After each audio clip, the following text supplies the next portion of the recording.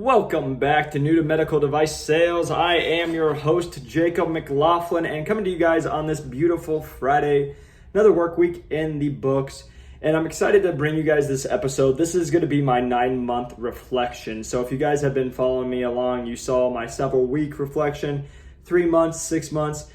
We are now at month 9, and I wanted to give my reflection, how it's been, my advice to somebody who would be trying to break in, and what I've learned over the last 9 months, which it's crazy to think I've been in for 9 months, because it feels like yesterday I was just applying to people, reaching out, starting to make, when I was still a personal trainer, trying to break in. So it's really fun to see what's happened over the last 9 months and really see where it's taken off to. And again, I just want to share my experience with you guys.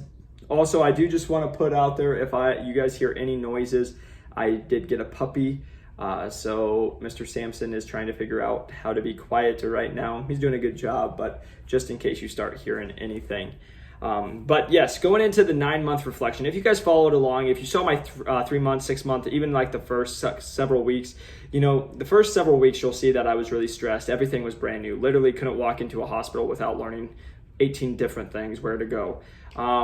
3 months, it got a little better. 6 months, really easy. Now it's like 9 months. I know where everything is, where I'm going. There are still places that I go that I don't know, because I'm trying to get into new facilities now that I'm working on growing my territory. But it's not like it was. I really have a good grip on things. I still learn stuff every single day, but it's not as crazy as it used to be. So I just wanted to give you guys where I'm at 9 months. Exciting enough for me. I have been able to turn my territory around. I actually just got some emails today, because we got our new quota and everything. And again, before this, I took over the lowest performing territory in the nation of what I was doing, and we are no longer even close to that. We are very high. So it's fun to see all the hard work paying off. And again, that's why I just want to share with you guys what I've been doing, what I've learned, and just what to expect once you guys break in. So going into it, 9 months in, number one, or the first thing I have labeled, if I could talk, is busy. You're gonna be working a lot. And when I say that, that doesn't mean you're gonna be working 100 hours, right? It just means that you're literally you're go. When I have a day that doesn't seem that it's packed, like maybe I only have a surgery on, I don't have 8 surgeries. If I just have 1 surgery, I'm like, oh, okay, it's a little easier day. And then what you'll notice is a new account pops up, or a surgeon, you have to go put out a fire. Like, there's things that come up at all times, and you're just constantly putting out fires. You're trying to come in and you're trying to make situations better, or you're trying to grow existing accounts. You're trying to keep relationships. You're trying to see what you can do to continue just to make yourself more valuable to your surgeons and to your accounts. And again, this is speaking from a territory manager position, or a full line sales rep position, sorry. So when you guys are just understand it's gonna be busy. I literally get emails. I wake up at 5 a.m. and I have emails on my phone. I also go to bed, and at 7, 8 o'clock, I'm still getting emails, so just always being on my phone, literally checking, making sure I'm getting calls. I have to have my phone on me almost 24/7, because I tell my accounts to call me. So if they call me and I don't pick up, it doesn't do any good. So again, I'm always, even when I'm maybe not there, I'm still working, I'm still doing things. So just understand, when you guys get in, it's not like it's just like a cakewalk. You are going to be busy, and you're going to be doing a lot. And you guys, there's really no off days. Like, I'll talk to some people and they'll be like, oh, I just hear you just chill. And I'm like, at least not myself personally. Like, I don't know if some reps are out there just hanging out and just chilling, but the good reps that I know are not doing that, because when you're trying to run a successful territory and you're growing a territory, you don't have time to just chill and not do anything ever. So just make sure that you guys know when you are breaking in, you guys have to come in with the mindset, I'm ready to work. You guys are going to be busy. Number 2, wearing 100 different hats. Now that I'm in the territory, that I'm doing this, you are literally wearing 100 different hats. You're covering cases. You're running equipment to accounts that need it. you're doing the billing, you're figuring out where to put stuff, you're calling customer service to find the answer, you're calling other reps. So, like, it literally doesn't stop. You literally wear all these different hats and you're trying to do different things, especially for myself.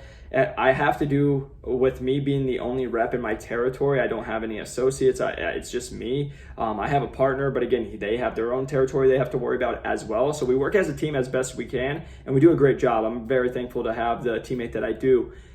But in the same respect, we have our own territories that, like, I have to take care of stuff for myself. He has to take care of stuff for himself as well. So we're in our territories by ourselves trying to do everything. So again, trying to cover cases, trying to, get meetings set, lunches set, trying to convert new business, defending business, trying to travel. There's just so much. So just understand, when you guys get in, it's not just like this one trick pony. You guys are coming in, you're going to be doing a lot. And that's the thing. You have to be able to wear a lot of different hats once you break in, because there's just going to be a lot that this job requires you to do. And it's not just covering cases, unless you go to just a clinical specialist, right? Unless that's just what you got hired. But if you're trying to be a territory manager, you're doing so much more than just, going to a case and that's it. You have to be prospecting, you have to be creating relationships, you have to be doing things that are going to grow your business and continue to defend your business and build relationships and so forth. So just understand that when you guys are getting in, you just can't have a closed mind, because it won't work in this industry. You have to be able to adapt all the time, and you just have to be able to go to work and wear all the hats you need to, and you won't know the answer to half the stuff, and you got to figure out how to find the answer. You might have to call somebody, you might have to call a bunch of different people, but they're going to come ask you a question, and almost every day I get an account or somebody reaching out to me asking me a question that I've never seen before, and I have to go be a resource and be like, hey, I will get back to you, I promise, and go find the answer and get back to them. So again, that will be part of the position as well, for at least for me. That's on my 9-month reflection. Going into, and I want to pause right there. I say for me, I have people reach out for me that listen to podcasts, and I'm so honored to have you guys all listen to me. But sometimes I'll have some reps who listen to me and they're like, hey, you've left this out, or you're wrong, or you did this. This is 100% my take on everything. So just out there to anybody who's listening that wants to write me a message saying that I'm wrong or I'm doing, this is just personally my take on it, what I've seen, what my experience is. And so I just want to put that out there, because I always laugh when I get these messages. I'm not trying to hide anything. I'm the most transparent guy, I think, out here, especially with medical device sales. And when people will try to tell me, you don't know all this stuff, literally, I'm just giving you guys my experience. So just to anybody out there that wants to write me a message later, I thought I'd drop that for you guys. Then going into everything is your fault. Just understand, every literal thing is your fault when it comes to your product. It doesn't matter if it wasn't you. It doesn't matter if it was your cases or it was your equipment. It's 100% always your fault. And what I mean by that is, even for myself, I've had situations where I took my equipment in, the SPD messed up my trays. They didn't send up the proper stuff up there. And then who's getting blamed?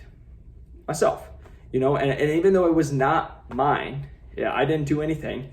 Well, guess what? It's my product that's missing. And now we're not doing the case because my product's not there. So again, you just have to take extreme ownership. I'm huge on Jocko. I think more people need to be like this, is just take extreme ownership on everything you do. It doesn't matter, because here's the thing. It's a good learning lesson. That happened to me once. I had to take the fall. What I did? Now I bring 2 trays. So you just have to learn that everything's your fault, and no one's gonna bail you out, because nobody wants to take blame. So when you are the rep, if your device isn't working, even though it has nothing to do with me, maybe they're having a manufacturer recall, or maybe just the device just decided not to work this one time, it's going to be my fault, and I have to be able to handle the situation, make us get through it. I bring extra of everything, and just make sure that you're giving good business and being able to interact with everybody. But just understand, no matter what it is, if it's equipment, if it's just how stuff was handled, it's 100% always your fault, and you have to take the fall on everything. Because I'm just going to put this out there, if you guys are a rep, there's going to be staff that doesn't do what they're supposed to. There's going to be staff that doesn't do their job. There's going to be staff that blames you when they didn't do their job. But at the end of the day, it doesn't matter. It all reflects bad onto you. So If you don't have a nurse who's setting up your stuff right, you got to make sure that stuff's set up right, and you got to make sure that they know that, because it's going to affect you. Like same thing with your scrub techs or whoever it is. It doesn't matter if it's not your fault. If you didn't coach them properly how to put everything together, it's still your fault, right? Like, you have to just take extreme ownership on everything you do. And that's always my biggest driver to everybody. Like, everyone wants to point the fingers. And this industry is not the one that will let you point the fingers, because you're the rep. You're the person who has to find the answers. And if there's a problem, for example, like for that example that I used, right? SPD was sending up wrong stuff. Well, I have to take extreme ownership. Started bringing multiple trays, started doing in-services, starting keeping track of like emails, sending trays, getting dropped off, how they were dropped off, right? Like, you have to take extreme ownership and protect yourself, but also make sure that they know, right? Like, there can't be any more complaining about the trays being messed up when you're taking pictures, you're doing in-services, you're going in and you're showing the staff how it should be sent up. And again, this was something, me being a brand new rep, I didn't do an in-service that first time. So again, it is on me, right? Like, you have to take that ownership and be like, there's things I could have done to make this better. So I just put that out there to you guys. You have to have thick skin, because if you don't, this will eat you up. And this is a great point to go off of. This is why managers want somebody with sales experience, because when you're getting screamed at when it wasn't your fault, but you have to handle the situation, they want to see how you're going to react. Because I could have freaked out, and then the account doesn't want me anymore, and now I'm losing business. Or, I could do nothing and just get yelled at the whole time, and then the problem keeps happening and still have the opportunity. So you just have to be able to have the thick skin and know when to push back, but also know when to take it and just eat it and just go with it. So again, there's no right or wrong answer in there. It's just, you just have to be able to know that everything will be your fault, and there's going to be fingers pointed, and you're just going to have to raise your hand and be like, okay, what can I do to help? And just understand, it can be extremely frustrating when it's not your fault and you have done everything for your staff to make them successful and they're just deciding not to. Like, that is something that you might face, and you have to have conversations with certain people, and you have to have those talks. So just understand, everything's your fault, and if it's not your fault, you got to be able to start seeing where things go. So just understand that you guys are going to get in here. You're going to be busy. You're going to be wearing 100 different hats, but you also have to have extreme ownership, because at the end of the day, this is your business. Your name is attached to everything. So again, when I tell people the product I sell, yes, it's what I sell, but this is my business. It's Jacob's business with this company, right? That's what you guys have to understand. It's always going to reflect back onto you. So you guys have to be able to just take extreme ownership and know it's like running your own business, because they're going to call you and they're going to ask you all the questions. So you just need to be able to be prepared for that. Number 4, lots and lots of driving for myself. Again, this is where I say it's all dependent, right? You could have a territory where you're flying a lot. You could have a territory where you are a clinical specialist, or you're a rep who's just in a city, who's just in a couple of locations, right? Just a couple hospitals. For myself, and a lot of reps I've talked to, lots of driving. I live here in Phoenix, and Phoenix is pretty spread out. So every time I'm usually going to a hospital, it's probably about 30 miles to a hospital, no matter where I'm going. It counts, and then if I'm going up, down, and sometimes I'll do it several times. I would say I average minimum 150 to 200 miles a day, easy, just driving to my accounts. On average, I will put on, about 3,000 miles a month on my car, just going. That's pretty average for me right now, at least 9 months in, that I will be putting in on my car. There's some months I've had that are even up to 5. When I'm traveling multiple states, it can go up. So just understand that you guys are going to be traveling a lot, driving a lot. Again, this is very dependent on territory, but I do want you guys to understand that you guys, if you hate driving and you don't like windshield time, this might not be the position for you guys. So I just want to be transparent with that one. And then the last one, number 5, the biggest thing that I've seen after 9 months being in the territory, especially that's going to be beneficial for you guys, is just honing in on your sales style. What do you do to sell, right? Like, how are you making yourself different? What's your talk track like? What are you doing in that realm? Because I'll be honest, when I first started, I was the guy, like every new salesperson they talk about is like, I was the guy who just threw up on a doctor. I would literally just learn from training what they wanted me to say, what the benefits and features were, and then I'd just go bam, bam, bam, bam, bam. Wouldn't have a conversation, wouldn't talk to the doctor at all, literally would just be like, hey, this is why we're better, you should use us, right? And then understanding, you know, like as I've gotten better in this, or just been in it more, I wouldn't say even better, just being in it more and being able to have more conversations and just see it more. It's just like when we talk about doing an interview, you're not going to be as good on your first interview as you are on the 15th interview.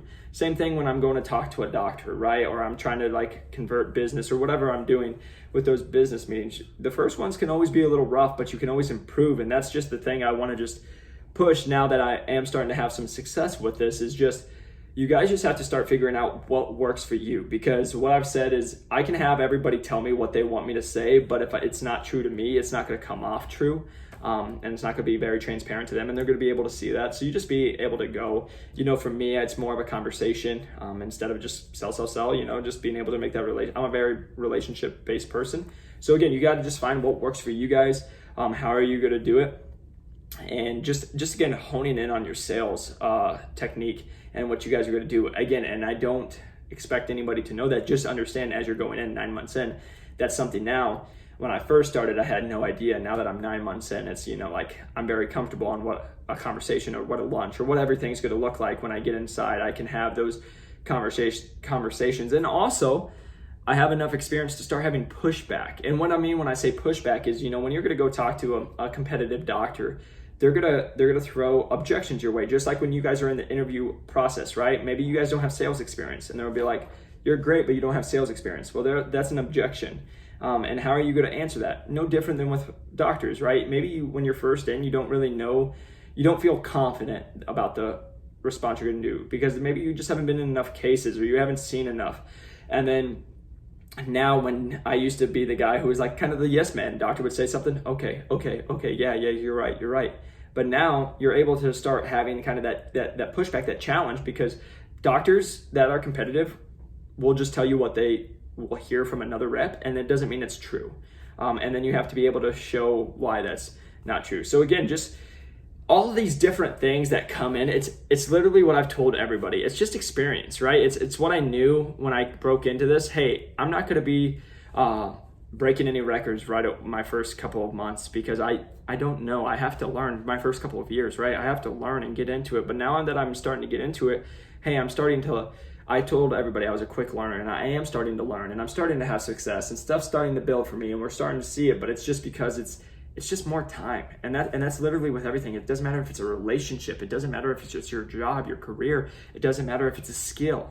It's just time. The more practice you put into something, the better you're going to get, and the more dedicated you are to it, the better. So like, just so you guys know, I get a lot of people who reach out to me. What are some good books? What are some things? You know, for me, I'm always learning. Like if I'm not selling, if I'm not in my career, like I'm out for walks with Mr. Sampson now, and I'm listening to podcasts, I'm listening to YouTube videos, and like some of my favorites, you know, like a book I liked was like The Challenger Sale.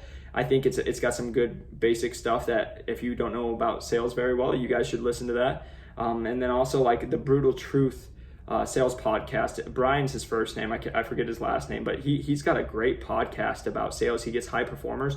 And the thing I love about it, it's not just medical device. It's every sales. He does software sales. There was a guy who sold, you know, engines and semis and stuff. And like, because once you guys learn sales is sales, you know, like it's just, you just have to slot stuff in. So I think those are two things that you guys can start working on while you're trying to break in, is also just try to figure out, hey, how am I going to start learning here? But once you guys break in, it's always learning, because again, I could have just gone in and been like, this is what I was told, this is what I should say. Bam. And that wouldn't have helped me transform into, you know, my territory where it's at right now, because I would have just been doing what I was doing and not getting much results. So I would, every day after work, I would come home, I'd go for my walk, and I'd be listening, and I would have like those light bulb moments. Then, you know, like it was the Brian Byrne one where it's like these new reps, they just throw up all the information. I was like, that's me, you know, like that's what I was doing. So again, you guys, I think there's a big thing to be said, like 9 months in, just being able to do some like this reflecting, because being able to see where I was at the beginning and where I'm at now, just to help you guys, but also to help myself, you know, just how far I've grown, how far I've come, and hopefully it's the same for you guys when you guys are breaking in. But just recapping, you know, just understand when you guys get in this 9 months, it's busy. You're gonna be working, you're gonna be learning, and especially for me, like traveling, it's, I traveled, left out here Monday night, got to my place that I was going to 11:30 at night, woke up at 5 a.m., was at the hospital by 6, did my cases, drove back another 6 hours, got home at 7 o'clock, had to get surgery the next morning at 7 a.m. Like, I'm going back there this next week. Like, just understand, you guys are going to be busy, especially if you're multiple states, you don't have much help, and you're growing a territory. So just understand that. Number 2, wearing 100 different hats. I do a lot of different things. It's not just covering cases out of surgery. Number 3, everything is your fault. Just taking extreme ownership. Sorry, Mr. Sampson freaked out. Just number 3, everything is your fault. Again, extreme ownership. Even when it's not your fault, it's your fault. So just understand that you got to have thick skin, and you got to be able to work with a lot of, fires or problems, and be able to put them out, and being able to have good conversations with that. Because if you just get mad and point fingers that it's not your fault, even though it may not be, like, it's not going to do anything, and you're still going to get blamed. So just understand that everything's your fault, and you got to be able to find solutions and not point fingers. Number 4, you're just going to have lots of driving. And number 5, honing in on your sales skills. Like, again, where I was, I had the lowest performing, and thankfully, I have it taped up right here on my board. Where I was, I had last place, highlighted, starred, and then where I'm at now, which I'm very proud of and very happy with, where I'm at. And again, that's not even close to where I want to be. So it's just going to be continue to grow every single month and year as we go forward. But again, you guys, I appreciate you guys tuning in. The reason I checked my phone a couple times, you guys are literally sending me messages while I'm doing the podcast. It's awesome. Like, LinkedIn is blowing up. If you guys, Jacob McLaughlin, just reach out to me. I get on phone calls every single day with people. Again, TikTok, Instagram, New to Medical Device Sales. Love talking with you guys. And again, that New to Medical Device Sales ebook, where I go into depth how I got 4 job offers from top 30 medical device companies. Again, it's just a resource to help you guys, especially if you're a couple people have called me. Once you guys are starting to get into like those bigger interviews, it's just to separate yourself. What I did to separate myself, because I understand once you guys break into med device, or once you start getting interviews, everybody's good. So what can you do to help stand out? So again, as always, this is just my take on it. Doesn't mean it's right, doesn't mean it's wrong. It's just my take and my opinion. I really appreciate you guys tuning in, and I'll see you on the next one. Peace.